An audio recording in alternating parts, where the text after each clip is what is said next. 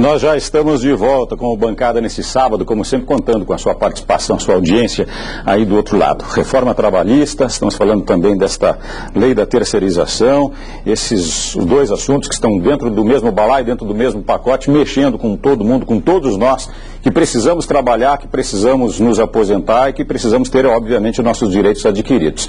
Aí o ministro do Trabalho garantiu que a lei da terceirização não vai tirar o direito de todos nós trabalhadores. Disse ainda que o setor defende as mudanças e a Confederação Nacional dos Trabalhadores na Agricultura afirmando que a terceirização é irrestrita e que coloca em risco, sim, alguns setores do país. Veja na nossa reportagem.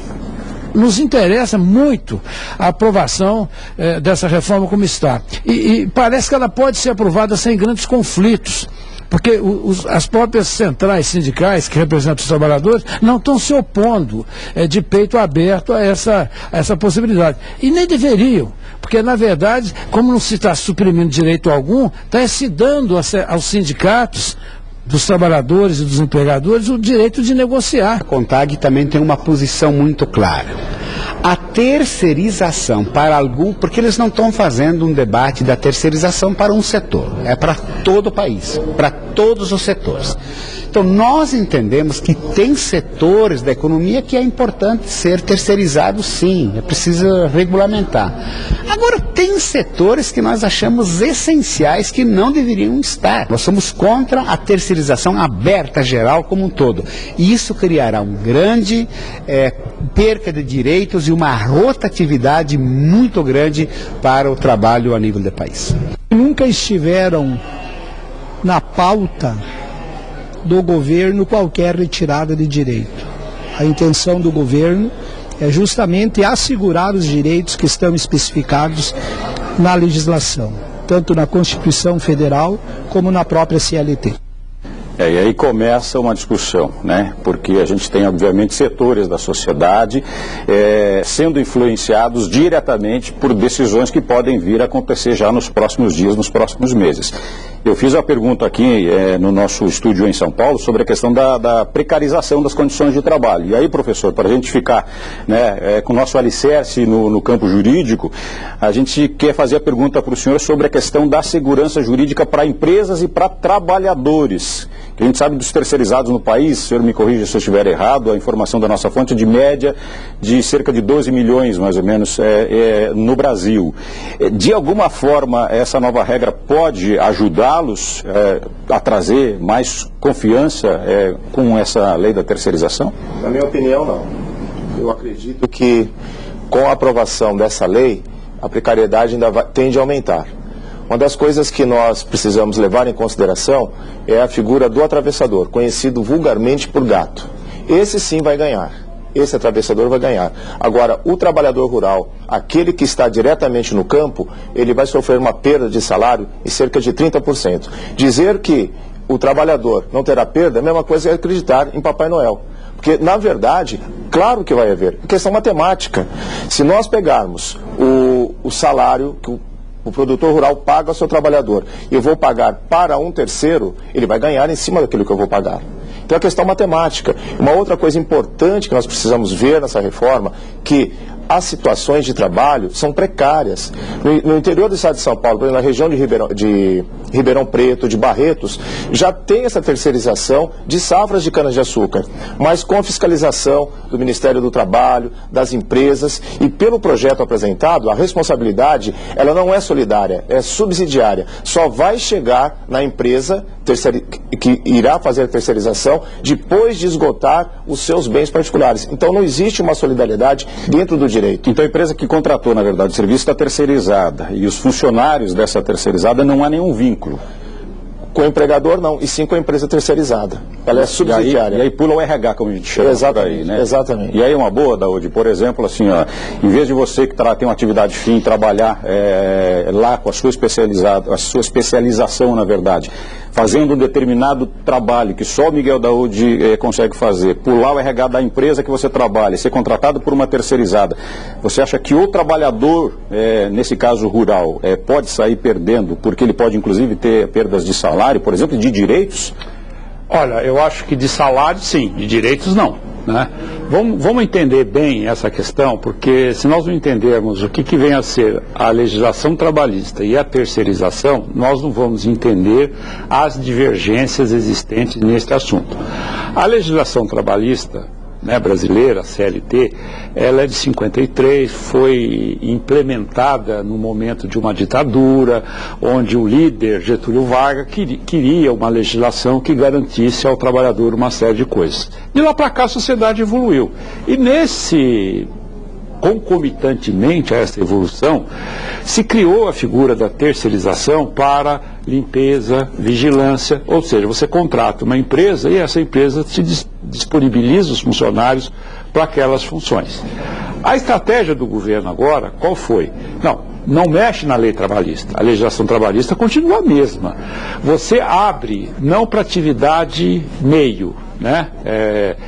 Para atividade fim. Por exemplo, um sistema bancário, você pode contratar os caixas terceirizados, né? E o que o Dr. Rocha coloca é o seguinte: olha, pessoal, vamos entender, se o terceirizado ele vai prestar um serviço para um banco, é evidentemente que o banco não vai querer pagar mais, né, para a empresa terceirizada do que ele pagaria, porque os direitos desses trabalhadores estão preservados. Vai ter férias, vai ter fundo de garantia, 13º, vai ter tudo. Então, da onde vai sair a correia, né? Da onde vai sair o couro disso? Vai sair do salário do trabalhador. Então, esse é um ponto que tem divergência. Mas aí o governo fala assim: não, mas nós temos 12 milhões de pessoas desempregadas, vai gerar mais emprego. No campo, né, hoje, eu acho que é o que melhor atende, porque a agricultura ela tem sazonalidades de trabalho, né? Então você pode utilizar melhor isso.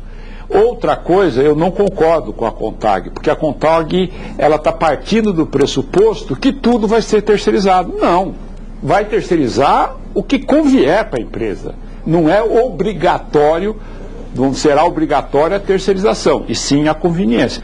Então é uma lei que não muda os direitos trabalhistas. Agora, a questão econômica vai depender muito de negociações. Vai ter alimentação, vai ter seguro-saúde, aí vai depender muito, mas é uma abertura que acompanha a evolução da relação capital-trabalho da época do momento em que nós vivíamos, muito diferente desse momento. Bom, então, pelo que o Daúde acaba de dizer para a gente aqui, o terceirizado não deixa de ser seletista, ele continua, só que ele muda de empresa, né? Se ele for demitido da empresa atual e entrar para a empresa terceirizada, ou se ele vir de fora para essa empresa terceirizada, nesse caso, não é?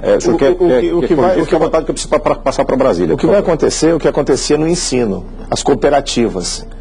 A escola terceirizava os professores de uma cooperativa. E essa cooperativa nem sempre tinha os mesmos cuidados com os professores que o empregador tem hoje. Que é a atividade fim. Que é a atividade fim. As atividades meio já são terceirizadas já faz algum tempo. Bom, Benedito, a gente viu aqui 3 personagens, né, falando a respeito desse assunto. O ministro dizendo que está tudo assegurado, ninguém vai perder direito. O Arnaldo dizendo eu sou contra, quando ela for aberta, quando ela for geral. E o Brant da CNA dizendo que vai ser aprovada sem conflitos. Com as três personagens que nós colocamos no ar aqui, com o que eles falaram, o que você concorda e discorda? Olha, eu concordo que há uma preocupação, um sentimento geral de não deixar a situação do que vira a ser contratado de forma terceirizada, não deixar essa situação ficar precária. Acho que é preciso também levar em conta que essa mudança, ela vai estimular as empresas a contratar pessoas que hoje trabalham episodicamente para serem empregados permanentes dessas empresas. E, desse ponto de vista, eu acho que o trabalhador não tende a ser prejudicado. Porque vejam bem o caso, não só na agricultura, mas outros setores. Outro dia eu vi um exemplo bem ilustrativo. Uma empresa na cidade de São Paulo, Belo Horizonte, que se especializa em colocação de vidros em edifícios. Hoje, uma construtora mantém condições, e aliás são as mais precárias, para um empregado que precisa de vez em quando, que fica ocioso. A outra terá como atividade fim, eu acho que tenderá a respeitar e investir mais nos seus empregados, prestar um serviço de melhor qualidade e todos tendem a ganhar nesse sentido. Eu acho que o Washington tem razão quando ele fala de alguns casos, né? Cultura de cana-de-açúcar em São Paulo, etc., eu não conheço bem, mas talvez sejam exemplos que precisam de atenção, mas que não devem ocorrer em outros setores.